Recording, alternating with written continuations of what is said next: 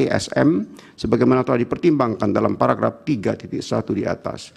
Penting bagi Mahkamah untuk menegaskan bahwa dengan berwenangnya Mahkamah untuk masuk ke dalam nilai lebih dalam proses penyelenggaraan pemilu tidak berarti lantas menegasikan segala proses penyelesaian sengketa yang dimiliki oleh lembaga-lembaga lain di luar Mahkamah sebagaimana telah ditentukan dalam Undang-Undang Pemilu. Terhadap penyelesaian pelanggaran administrasi pemilu yang terjadi secara TSM terhadap tata cara, prosedur, atau mekanisme yang berkaitan dengan administrasi pelaksanaan pemilu dalam setiap tahapan penyelenggaraan pemilu adalah merupakan kewenangan Bawaslu. PD pasal 460 ayat 1, Jungto pasal 463 ayat 1 Undang-Undang Pemilu. Dalam konteks ini, Mahkamah bukan dalam posisi untuk memberikan penilaian terhadap proses penyelesaian yang telah dilakukan oleh Bawaslu, melainkan memastikan bahwa Bawaslu telah melaksanakan kewenangan dan bertindak dengan tepat sesuai dengan azas dan hukum pemilu yang berlaku. Proses penyelesaian sengketa yang dilakukan oleh Bawaslu menjadi sebuah database pengawasan sekaligus sebagai rekam jejak perolehan suara masing-masing pasangan calon yang sewaktu-waktu dapat dibuka kembali untuk menjadi rujukan dalam persidangan PHPU di Mahkamah. Berdasarkan hal tersebut, meskipun Mahkamah tidak terikat pada hasil pelaksanaan kewenangan Bawaslu, akan tetapi momentum pelaporan pelanggaran administrasi dan proses pemilu secara TSM kepada Bawaslu menjadi hal yang penting dalam penyelesaian sengketa tentang hasil perolehan suara. Sehingga dengan tidak adanya pelaporan pelanggaran pemilu secara TSM kepada Bawaslu, maka dapat dikatakan dugaan pelanggaran tersebut dianggap tidak pernah ada, kecuali dapat dibuktikan sebaliknya dalam persidangan. Secara konkret, posisi Mahkamah terhadap proses pelaksanaan kewenangan Bawaslu dalam perselisihan tentang hasil pemilihan umum adalah memastikan lembaga pengawas pemilu telah secara seksama cermat melakukan pengawasan, penilaian, dan penindakan dengan memberikan keputusan atau rekomendasi sesuai dengan azas dan hukum pemilu yang berlaku. Demikian pula dalam hal tata kelola pemerintahan. Termasuk dalam hal implementasinya, lembaga DPR juga mempunyai kewenangan konstitusional untuk melakukan pengawasan dan hak kewenangan yang dimiliki.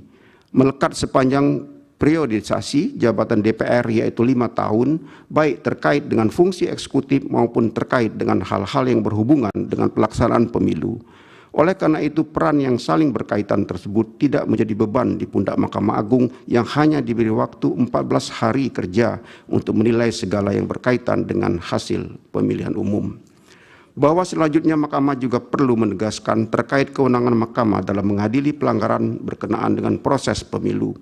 Khususnya dalam hal ini pelanggaran yang bersifat TSM adalah mengenai keterkaitan dan keterpenuhan masing-masing unsur pelanggaran pemilu yang bersifat TSM. Ketentuan pasal 286 Undang-Undang Pemilu dan penjelasannya telah menentukan definisi atas pelanggaran yang terjadi secara terstruktur, sistematis, dan masif. Pelanggaran terstruktur merujuk pada kecurangan yang dilakukan oleh aparat struktural, baik aparat pemerintah maupun penyelenggara pemilihan secara kolektif atau secara bersama-sama. Sedangkan pelanggaran sistematis merupakan pelanggaran yang direncanakan secara matang, tersusun, bahkan sangat rapi. Dan pelanggaran masif adalah dampak pelanggaran yang sangat luas pengaruhnya terhadap hasil pemilihan, bukan hanya sebagian. Selanjutnya yang juga perlu diuraikan serta dibuktikan dalam persidangan adalah hubungan kausalitas antara pelanggaran tersebut dengan kebebasan pemilih dalam menentukan pilihannya, sehingga menyebabkan penyelenggaraan pemilu tidak memenuhi azas langsung, umum, bebas, rahasia, jujur, dan adil yang pada ujungnya berdampak atau berpengaruh secara signifikan terhadap perolehan suara kontestan pemilu. Bahwa terhadap dalil-dalil permohonan terkait dengan pengangkatan pejabat kepala daerah dan perannya menggerakkan struktur di bawahnya untuk pemenangan pasangan calon nomor urut 2, termohon menyampaikan jawaban dan seterusnya telah dianggap diucapkan. Pihak terkait pun memberikan keterangannya dan seterusnya dianggap pula telah diucapkan. Bahwa menurut pemohon terdapat hubungan yang erat antara penunjukan penjabat kepala daerah dengan dugaan kecurangan pemilu sebagai berikut.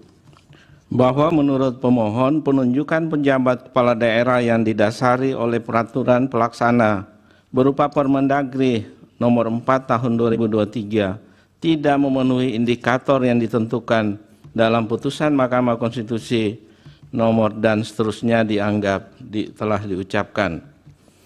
Pemohon mengajukan bukti P4, bukti P37, bukti P38, dan bukti P310 serta ahli Johermansa Johan. Pihak terkait mengajukan ahli Margarito Kamis dan Halilul Khairi dan saksi Gani Muhammad, Andi Batara Lifu, Ahmad Doli Kurnia, dan Supriyanto.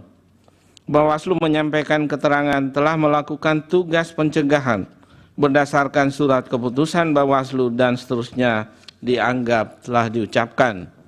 Bawaslu mengajukan bukti PK3 dan bukti PK4.